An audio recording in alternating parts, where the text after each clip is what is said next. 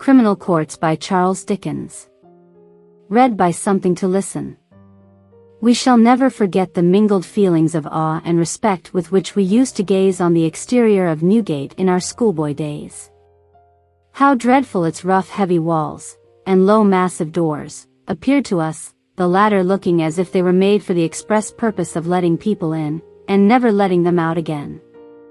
Then the fetters over the debtor's door, which we used to think were a bona fide set of irons, just hung up there, for convenience' sake, ready to be taken down at a moment's notice, and riveted on the limbs of some refractory felon. We were never tired of wondering how the hackney coachman on the opposite stand could cut jokes in the presence of such horrors, and drink pots of half and half so near the last drop. Often have we strayed here, in sessions time, to catch a glimpse of the whipping place, and that dark building on one side of the yard, in which is kept the gibbet with all its dreadful apparatus, and on the door of which we half expected to see a brass plate, with the inscription Mr. Ketch, for we never imagined that the distinguished functionary could by possibility live anywhere else. The days of these childish dreams have passed away, and with them many other boyish ideas of a gayer nature. But we still retain so much of our original feeling, that to this hour we never pass the building without something like a shudder. What London pedestrian is there who has not, at some time or other, cast a hurried glance through the wicket at which prisoners are admitted into this gloomy mansion, and surveyed the few objects he could discern, with an indescribable feeling of curiosity? The thick door, plated with iron and mounted with spikes, just low enough to enable you to see, leaning over them, an ill-looking fellow, in a broad-brimmed hat, belcher handkerchief and top boots, with a brown coat, something between a greatcoat and a sporting jacket, on his back, and an immense key in his left hand. Perhaps you are lucky enough to pass, just as the gate is being opened, then, you see on the other side of the lodge, another gate, the image of its predecessor, and 2 or 3 more turnkeys, who look like multiplications of the first one, seated round a fire which just lights up the whitewashed apartment sufficiently to enable you to catch a hasty glimpse of these different objects. We have a great respect for Mrs. Fry, but she certainly ought to have written more romances than Mrs. Radcliffe. We were walking leisurely down the Old Bailey, some time ago, when, as we passed this identical gate, it was opened by the officiating turnkey. We turned quickly round, as a matter of course, and saw 2 persons descending the steps. We could not help stopping and observing them. They were an elderly woman, of decent appearance, though evidently poor, and a boy of about 14 or 15. The woman was crying bitterly, she carried a small bundle in her hand, and the boy followed at a short distance behind her. Their little history was obvious. The boy was her son, to whose early comfort she had perhaps sacrificed her own, for whose sake she had borne misery without repining, and poverty without a murmur, looking steadily forward to the time, when he who had so long witnessed her struggles for himself, might be enabled to make some exertions for their joint support. He had formed dissolute connections, idleness had led to crime, and he had been committed to take his trial for some petty theft. He had been long in prison, and, after receiving some trifling additional punishment, had been ordered to be discharged that morning. It was his first offense, and his poor old mother, still hoping to reclaim him, had been waiting at the gate to implore him to return home. We cannot forget the boy. He descended the steps with a dogged look, shaking his head with an air of bravado and obstinate determination. They walked a few paces, and paused. The woman put her hand upon his shoulder in an agony of entreaty, and the boy sullenly raised his head as if in refusal. It was a brilliant morning, and every object looked fresh and happy in the broad, gay sunlight. He gazed round him for a few moments, bewildered with the brightness of the scene, for it was long since he had beheld anything save the gloomy walls of a prison. Perhaps the wretchedness of his mother made some impression on the boy's heart, perhaps some undefined recollection of the time when he was a happy child, and she his only friend, and best companion, crowded on him. He burst into tears, and covering his face with one hand, and hurriedly placing the other in his mother's, walked away with her. Curiosity has occasionally led us into both courts at the Old Bailey. Nothing is so likely to strike the person who enters them for the first time, as the calm indifference with which the proceedings are conducted. Every trial seems a mere matter of business. There is a great deal of form, but no compassion, considerable interest, but no sympathy. Take the old court for example.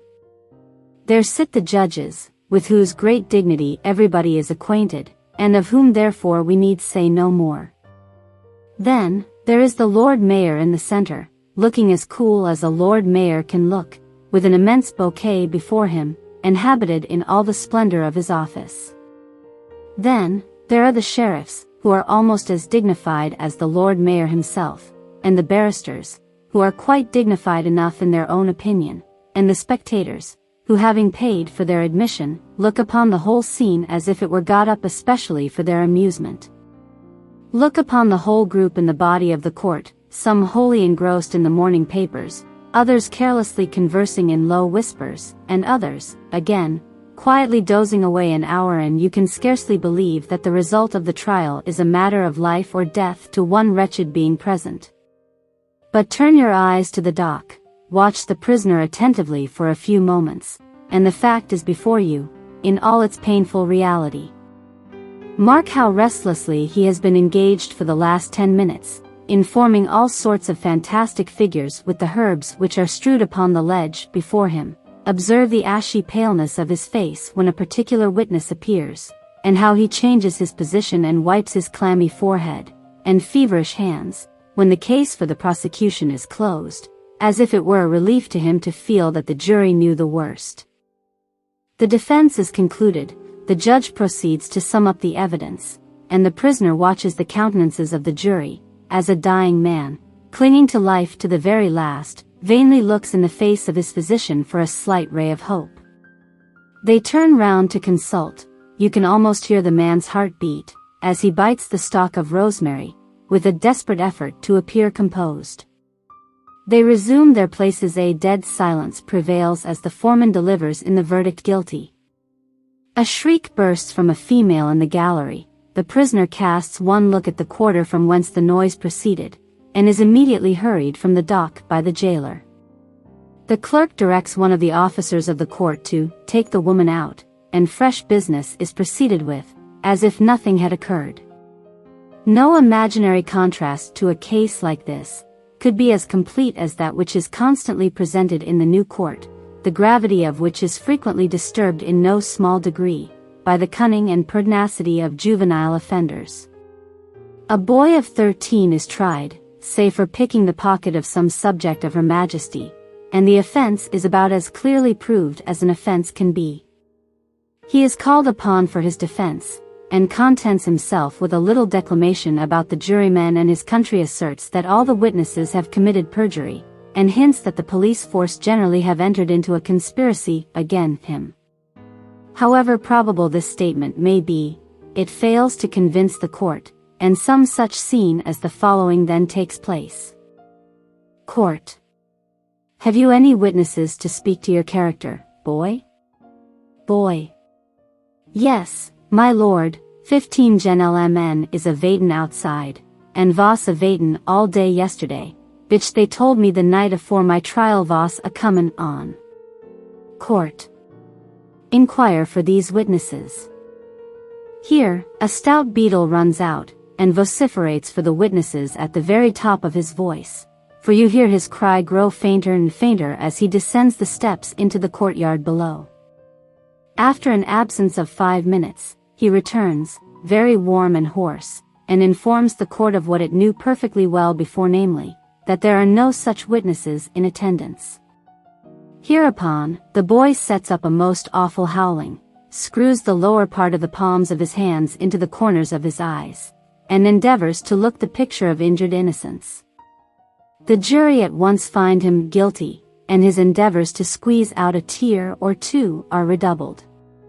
The governor of the jail then states, in reply to an inquiry from the bench, that the prisoner has been under his care twice before. This the urchin resolutely denies in some such terms as, "S'elp me, gentlemen, I never was in trouble afore. Indeed, my lord, I never was.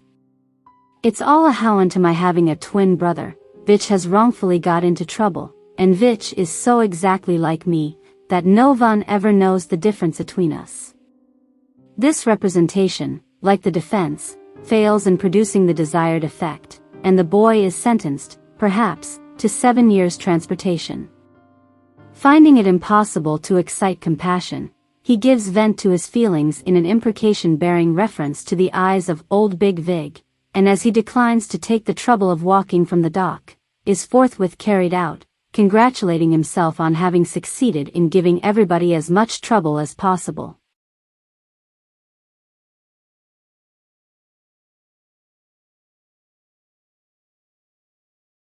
Please like and subscribe to our channel, and click the bell icon to get video updates. Thank you for watching and see you on the next one.